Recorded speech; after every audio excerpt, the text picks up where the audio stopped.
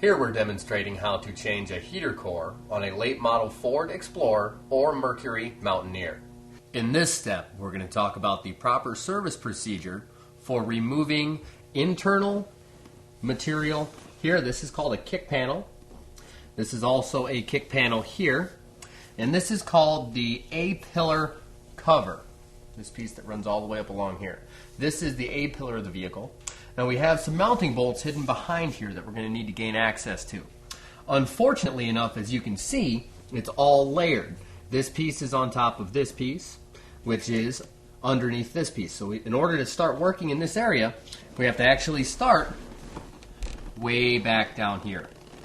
Now we're just going to take and get this portion loose. Now they're going to have a lot of various different kinds of clips that hold this stuff together, sometimes even screws. Most of the time you can take and just peel it up, just like so. That's all we need to do to get this out of the way. We're going to take and move on to this piece here.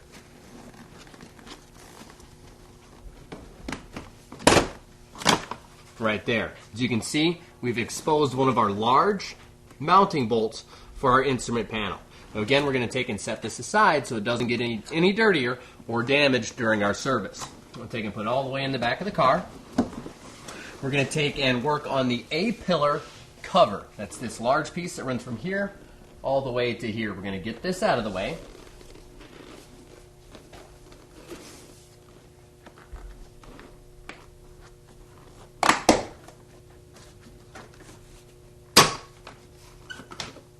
Just like so. And again, make sure to set this out of the way. This stuff is extremely expensive to buy. Just being that it's a non-wearing item and they never go bad unless they're broken. So make sure to set them in the back seat. You're going to go ahead and repeat that procedure for the driver's side of the car. It will again expose some mounting bolts that you're going to need to take out in order to gain some access to your heater core box.